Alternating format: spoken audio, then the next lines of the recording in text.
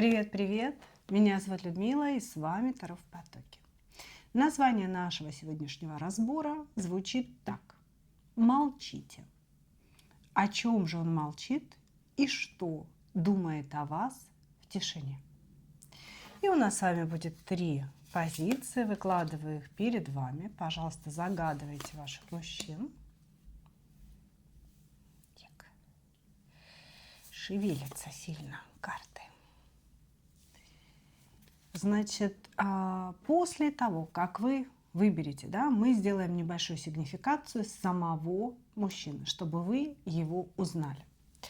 А дальше мы с вами посмотрим, знаете, в такой небольшой сравнительной характеристике, да, то есть вы молчите, и о чем же молчите вы, собственно говоря, а о чем молчит мужчина?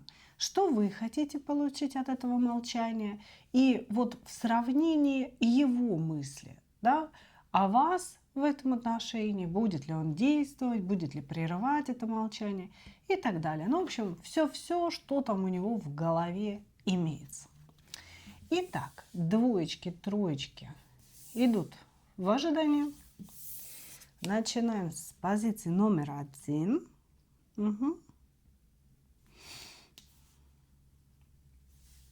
Смотрим на мужчину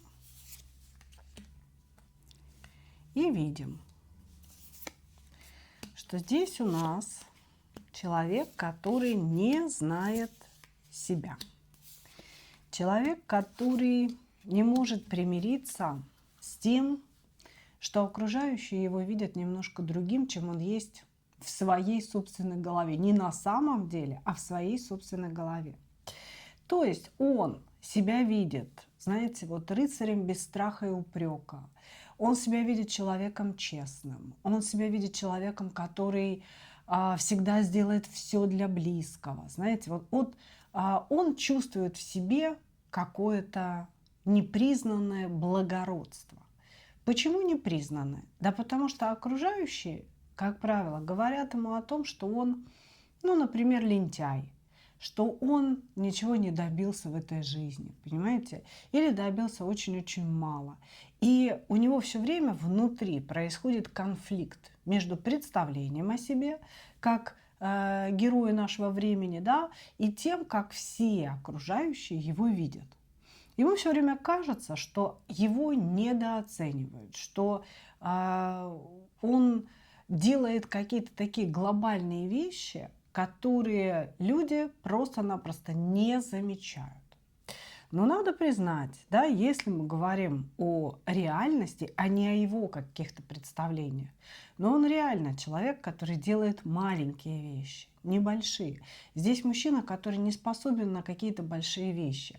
Просто он думает, что эти вещи важны. Иногда человек этот склонен к глупым, пустым поступкам. Например, ему кто-то позвонил и сказал, что нужно поехать в другой город для того, чтобы, я не знаю, там где-то поучаствовать, найти кого-то, передать кому-то что-то, да, то есть вот какие-то такие вот интересные, хотел сказать, странные мутки. И он может встать посреди ночи, поехать в этот другой город, там на мотоцикле, на машине, для того, чтобы встретиться с каким-то Васей, да, и потом вернуться, несолоно хлебавший, да, там непонятно, нахрена ему этот Вася был нужен. И вот это странное событие, странный поступок, да, этот мужчина воспринимает как какое-то достижение. Я же встал посреди ночи, я же поехал к Васе. А если вы будете его спрашивать, нахрена тебе этот Вася? Зачем тебе это было нужно? Ты что, заработал денег? Ты что, сделал доброе дело? Что ты сделал? То есть, понимаете, идет ощущение, я очень надеюсь, что я правильно объясняю те энергии, которые идут, да, идет ощущение, что человек делает пустые поступки, вкладывает свои усилия во что-то совершенно пустое.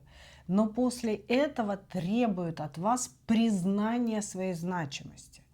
Что вот, посмотри, что я сделала. А вы ему говорите, да что ты сделал-то, глупость какой-то. Ты потратил бензин, время, силы свои на то, чтобы какому-то Васе что-то сказать или там морду ему набить. Да нахрен бы это было нужно, понимаете?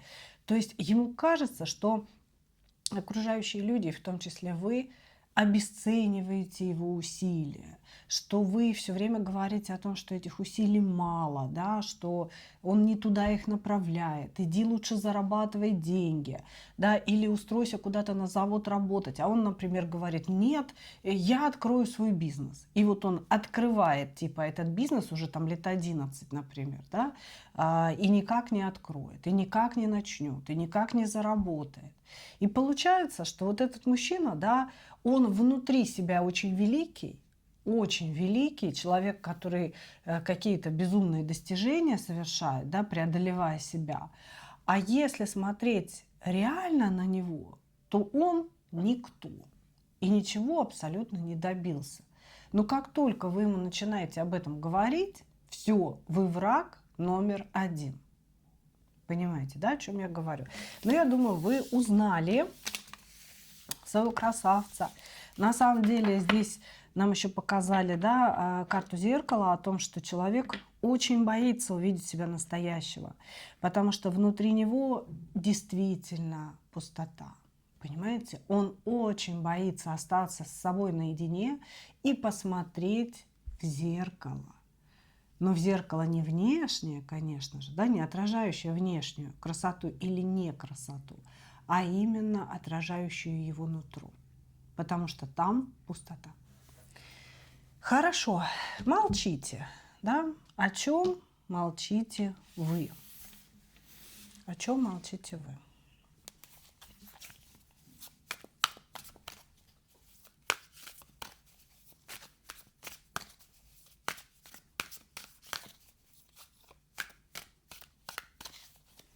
О чем молчите вы?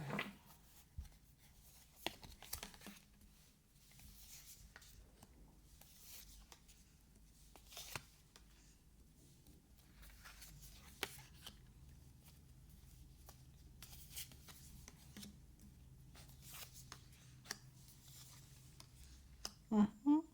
Здесь, понимаете,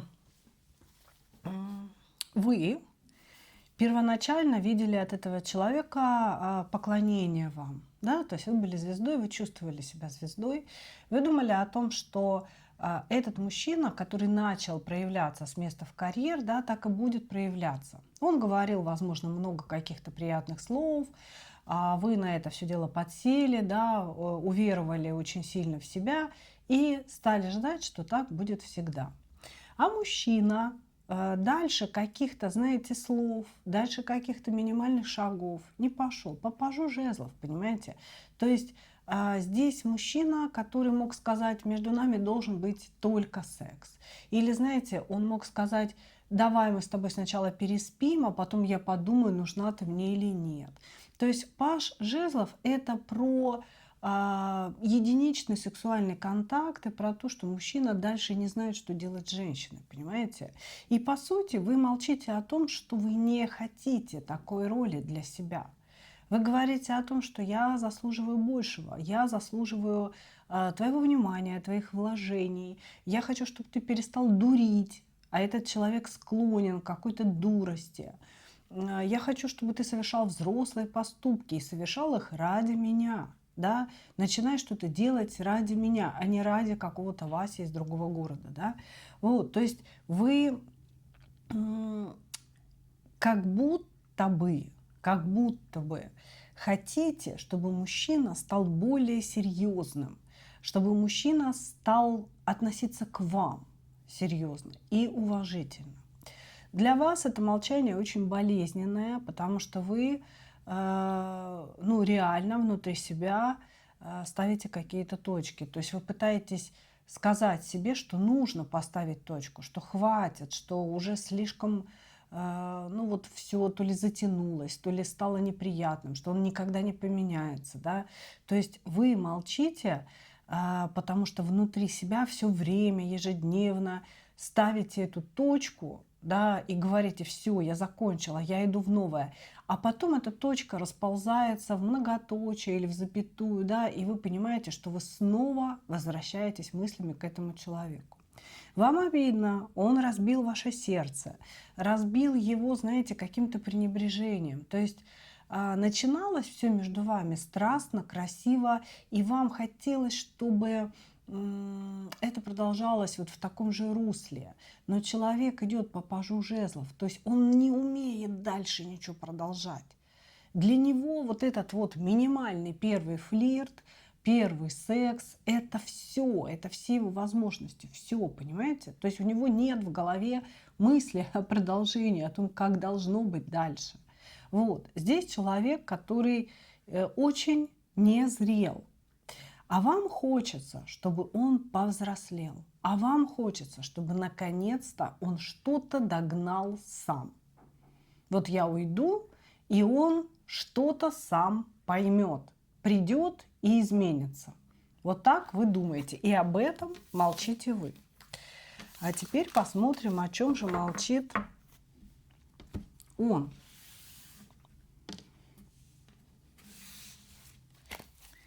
О чем же молчит он?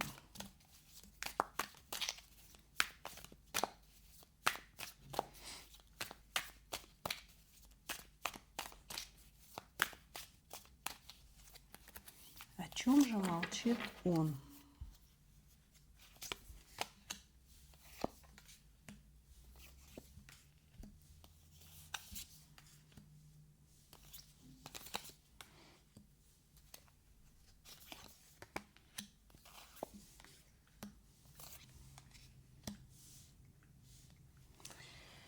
О чем же молчит он? Ну, смотрите.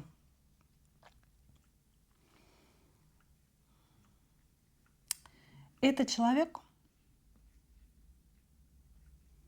накладывает на вас определенные требования. Он хочет, чтобы вы в миру с другими людьми были сильной и плодоносящей.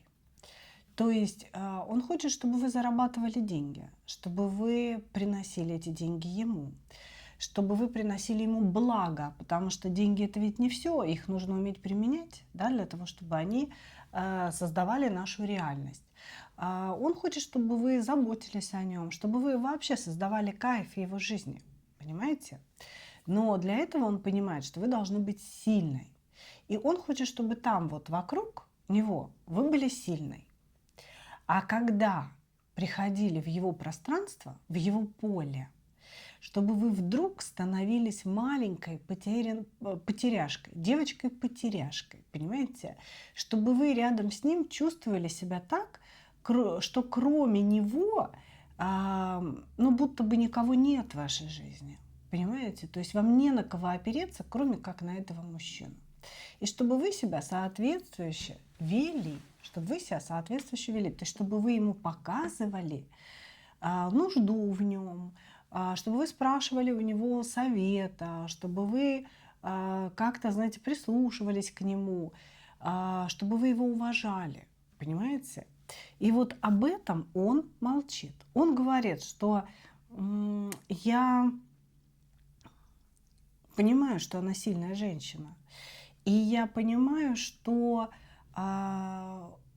для того, чтобы она приносила мне в клювике кормик, да, она должна быть сильной. Но пусть она будет сильной где-то там, с другими людьми.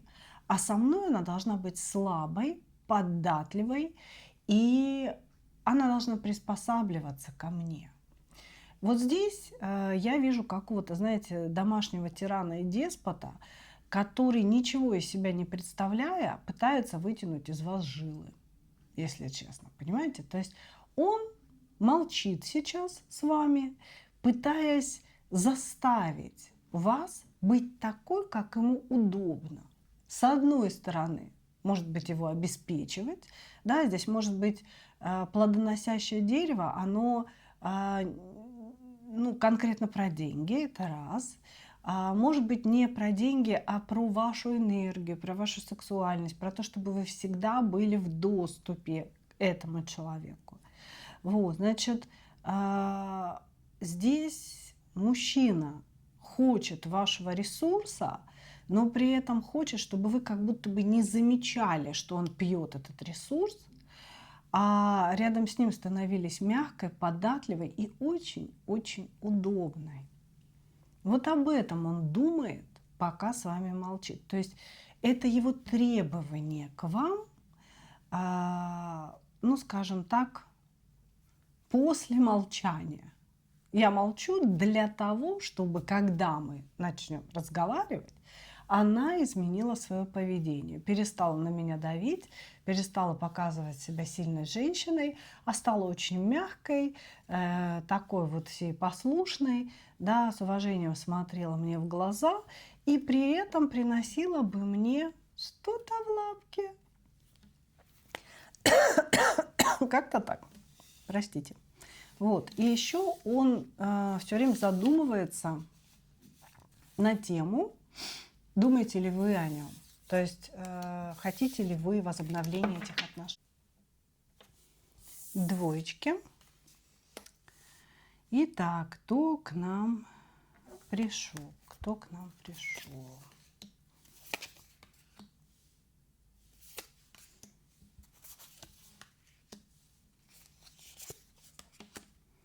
Угу. Мужчина, который сейчас зарабатывает деньги, быть может, находясь где-то в зоне военных действий, может быть, в какой-то командировке серьезной. Вот. Но эта командировка, она тогда сопряжена с каким-то, знаете, ограничением в его действиях. То есть здесь человек как будто бы не может распоряжаться своим временем и не может связываться с вами тогда, когда ему хочется, да, потому что он должен зарабатывать деньги. То есть здесь разговор идет конкретно о каком-то заработке. Вот. Значит, мужчина думает о больших деньгах, которые к нему должны прийти. То есть сам по себе я не могу сказать, что он там в течение жизни очень хорошо зарабатывал, да. Может быть, это простой трудяжка, да, работал или на заводе, или таксистом, или комбайнером, да.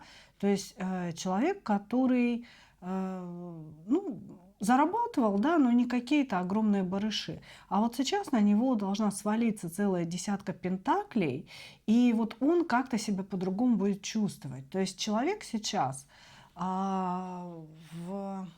как сказать, находится в состоянии некой трансформации для самого себя, да, что вот я был среднестатистический человек, а сейчас я расту в финансовом плане, да, и это докажет, что я что-то из себя представляю. Вот, значит, может быть, мужчина хочет купить квартиру, да, на эту сумму. То есть он в голове своей нарисовал какую-то сумму денег, которая должна к нему прийти. Сейчас он весь в этих переживаниях, весь в этих мыслях находится, что вот какая-то сумма денег к нему обязательно придет. Вот. И благодаря этому я, значит, поднимусь на какую-то социальную ступеньку вверх, да, что-то куплю квартиру, куплю машину, еще что-то. Вот сейчас его заботят вот эти вещи, да, как бы все пентакли, пентакли, пентакли, и то, что я был никем, а стану всем. Вот. Значит, сам по себе мужчина такой, знаете,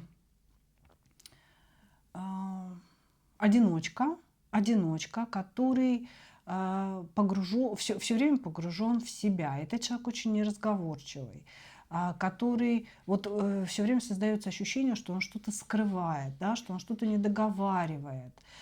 Человек очень странный.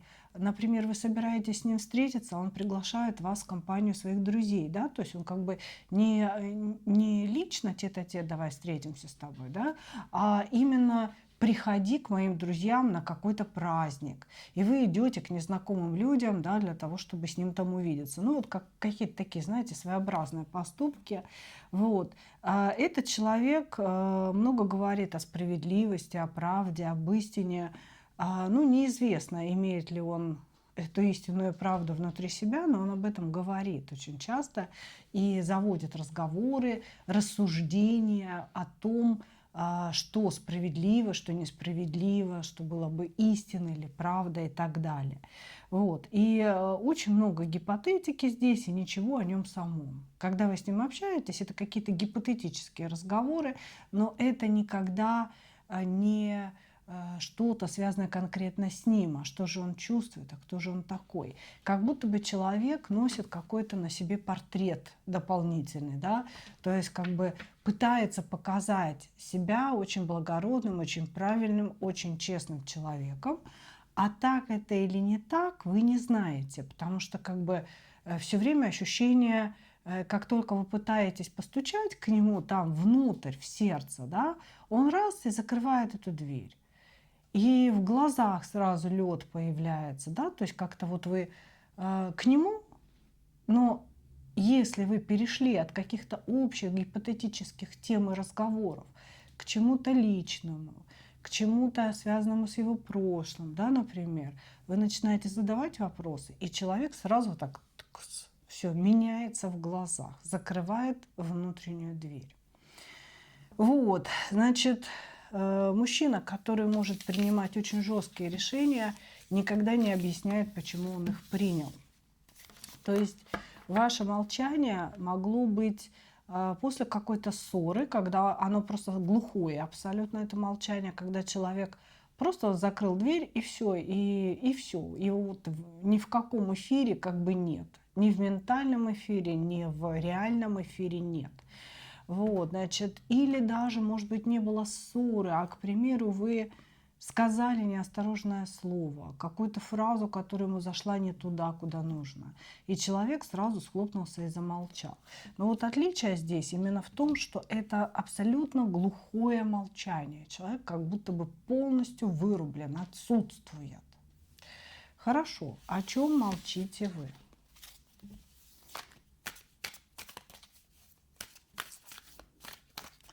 О чем молчите вы?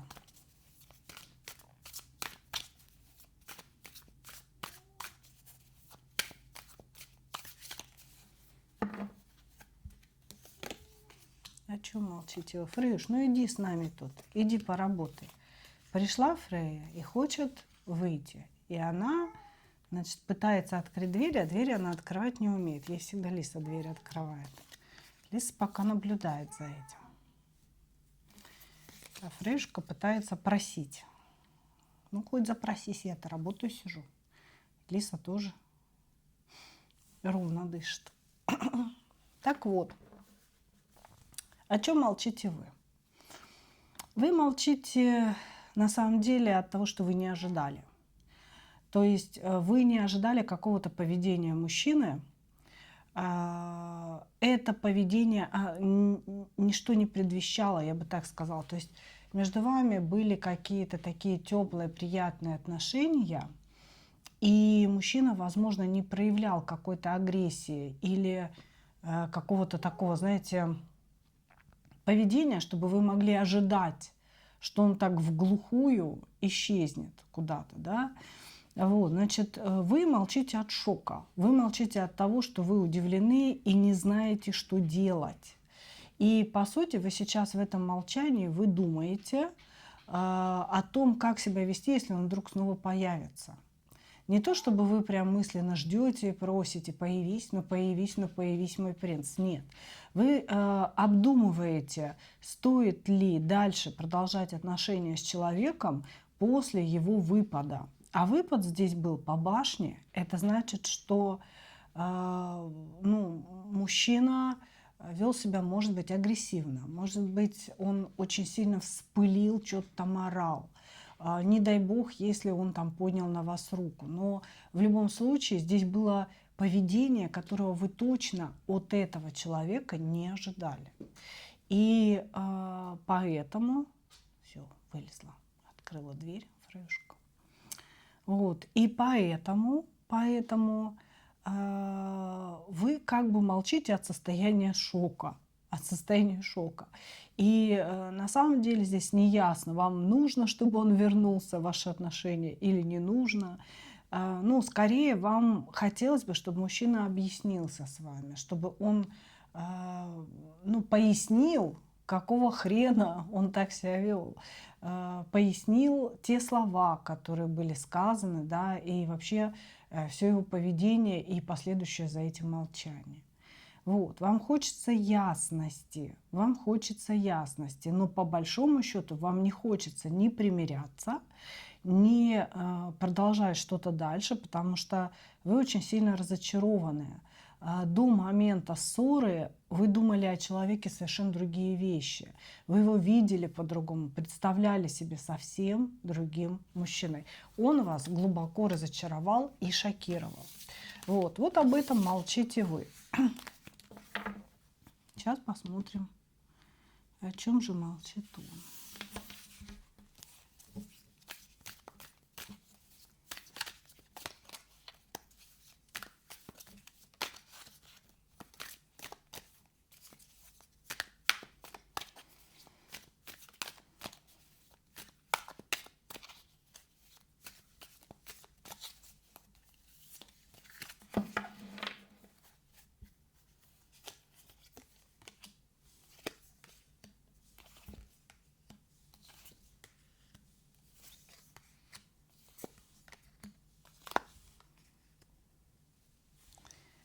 О чем молчит он?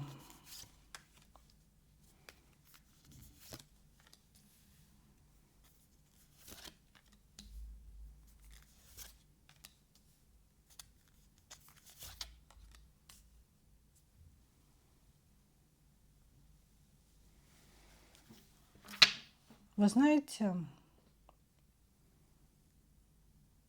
здесь человек не думает о вас. Он о вас сейчас не думает, и его молчание с вами, я боюсь, что это точка. Как бы здесь человек, он как бы очень такой резкий, и, может быть, вы не были для него настолько важны, понимаете? Он как бы вот замолчал, хлопнул дверью, и все, и на этом точка, реально. И он сразу, вот он перебесился, перезлился на вас, и сразу стал переключаться на что-то другое для того, чтобы не зацикливаться на этой ситуации. Но вот на сегодняшний момент в его мыслях как бы вас нет вообще. Он думает о том, что он сейчас находится в ограничивающей ситуации, что ему хочется из этой ситуации сбежать, но бежать некуда, я бы сказала так. Ну или нет возможности сбежать, да. И он просто как будто бы в данный момент думает о том, что нужно прекратить какую-то ситуацию. Ситуация должна быть закончена. И вот в этих его мыслях абсолютно нет вас. Здесь человек молчит о том, что он поставил точку. То есть его молчание – это конец. Понимаете? Это не какое-то наказание для вас, это не на то, что вы подумали, это не то, что он там где-то страдает. Он не страдает, он страдает о себе. Сейчас у него очень сложная ситуация. Он находится в какой-то клетке, из которой он не может убежать. И с одной стороны, он рассчитывает получить сумму денег большую, которая должна на него упасть. А с другой стороны, он боится, что некому будет эту сумму денег выдавать, понимаете? Вот. И здесь, по сути, мужчина думает лишь о том, как ему избежать какой-то ситуации. Еще он думает о том, что его окружают одни змеи и предатели. Какие-то люди, которые рядом с ним, на них нельзя положиться, что эти люди подставят, эти люди сделают что-то очень-очень плохое. Он думает о том, что то ли его жизнь не ценна и не важна для них, то ли, допустим, если это о коллегах по работе, да, если он какой-то командировочный, что его могут подставить, его могут обесценить перед начальством, да, вот что-то такое. Но здесь на самом деле глубокие переживания за собственную жизнь, за собственное здоровье.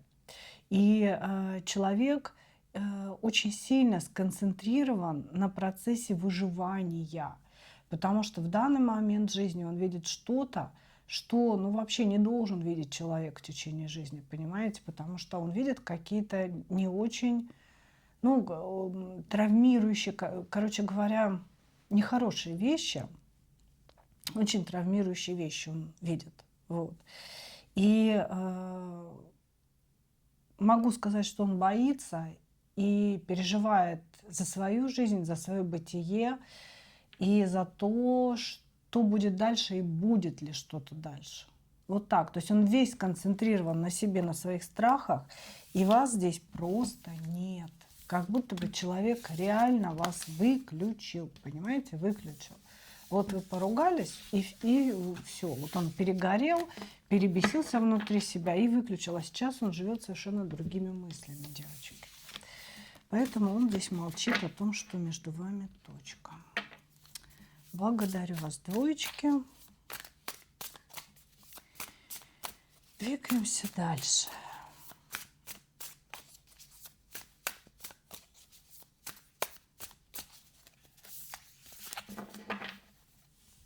Троечки.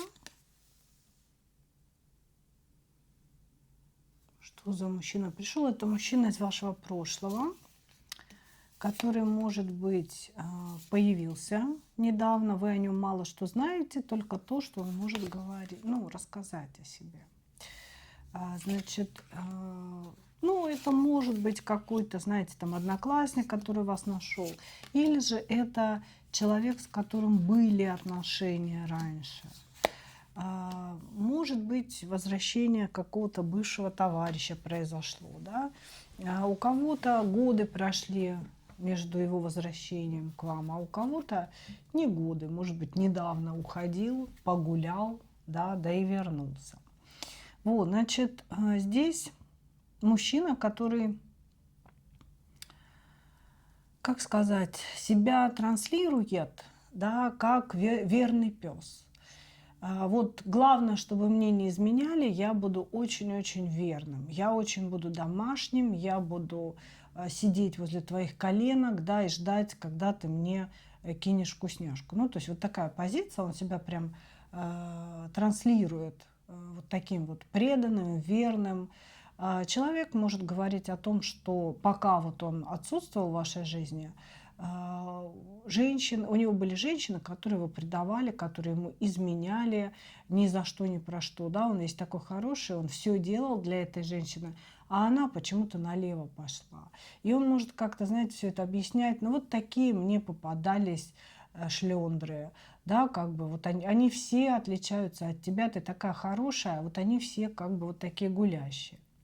Вот. Мужчина может говорить о том, что он ищет себе какую-то настоящую женщину, которая будет с ним честна, искренна, и которая будет принадлежать только ему. Он устал от треугольников, он устал от того, делить свою женщину с кем-то, и поэтому вот как бы ищет большой и светлой любви. Вот об этом может говорить. Так как он ваш бывший, да, ну или какой-то бывший знакомый, да, можно так сказать.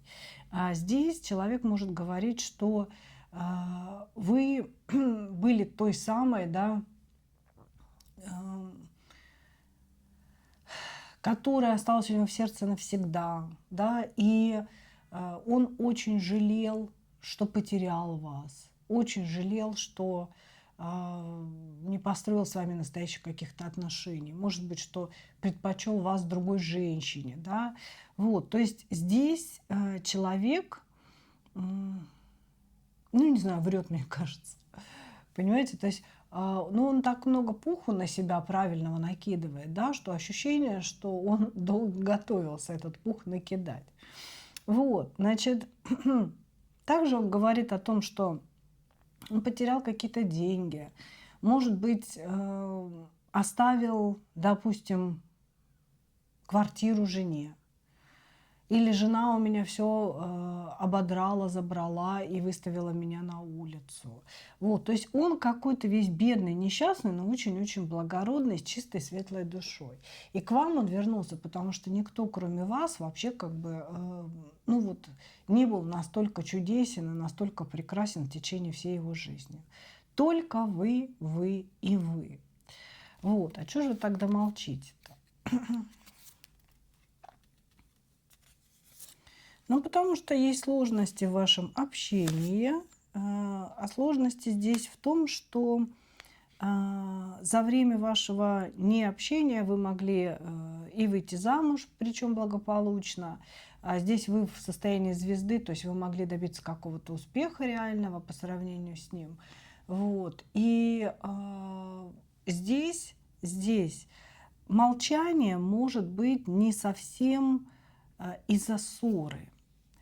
Молчание, ну вот знаете, может быть, вы молчите, потому что вы замужем, и ему просто нельзя вам написывать, да, вот, и он не пишет, и вы думаете, чё ж ты не ищешь какой-то взаимосвязи со мной. Вот, может быть, вы молчите, потому что был какой-то разговор, его не назовешь ссорой, оскорблениями, да, но вот было что-то такое неприятное вам, и вы хотите, чтобы мужчина это осознал, да, например. То есть я почему-то не вижу ссоры. Я не вижу, я вижу, что мужчина как будто бы вернулся из прошлого, да, и он весь расположен к вам и поет какие-то песнопения в вашу сторону, что вы такая вся великая, а все остальные женщины совсем не великие, а с низкой социальной ответственностью. Не вижу ссоры, понимаете? Напишите в комментариях, о чем речь. Хорошо. О чем молчите вы? О чем молчите вы?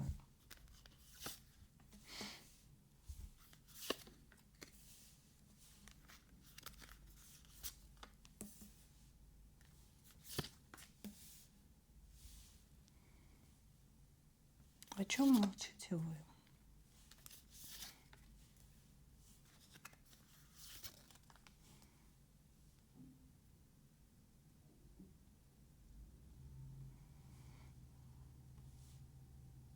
О чем молчите вы? Молчите о том, что у вас все хорошо, и вам ничего не надо. Короче говоря, понимаете?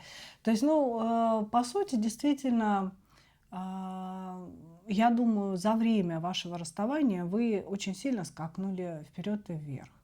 Может быть, вы счастливы замужем, может быть, вы сделали прекрасную карьеру. Вы находитесь в маге, в королеве Пентакли, то есть у вас вообще все в шоколаде.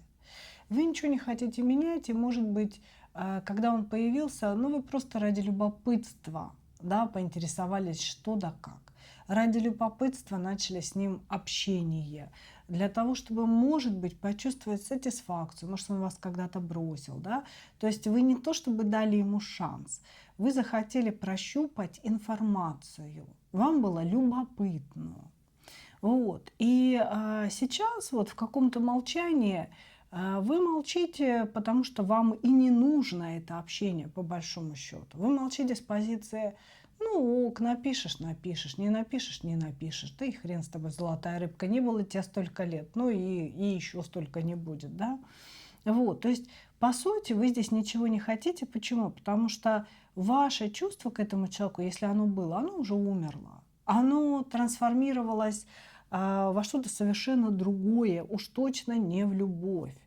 Может быть, благодаря ситуации с ним, которая была когда-то, вы научились зарабатывать деньги. Может быть, вы как раз вышли в звезду. Может быть, вы творчески вот просто стрельнули после него. И у вас внутреннее ощущение, что этот человек выполнил свою роль в вашей жизни, и больше он не нужен. Понимаете, то есть вы молчите просто потому, что вам все равно, будет ли продолжение этого общения или нет. Вы ничего этим молчанием сказать ему не хотите. Вы как бы ему показываете, что у вас все ровно. Напишешь — пообщаемся, не напишешь — хрен с тобой, золотая рыбка, плыви дальше. То есть здесь позиция человека, вот ваша, да, позиция абсолютно крепко стоящего на ногах. Человека, который ничего не ждет, проявление было от него, но окей, да, вы это проявление приняли, каким-то образом пообщались. Но если ты, дорогой мужчина, не умеешь удержать мое внимание, не умеешь быть важным, нужным, полезным для женщины, но почему я-то должна стараться? Ради чего? Да, то есть вот как-то так у вас это все внутри выстроено. Вы абсолютно спокойны в своей девятке пентаклей, десятке пентаклей. То есть вы живете припеваючи. Пилевать хотели, как говорится. Вот. Ощущение, знаете, что из любопытства смотрите расклад просто, ну, что там он, что там вообще. Что-то думает, не думает, а то хрен его знает, что от него ждать, да? Хорошо. Ну, давайте посмотрим, о чем же молчит он.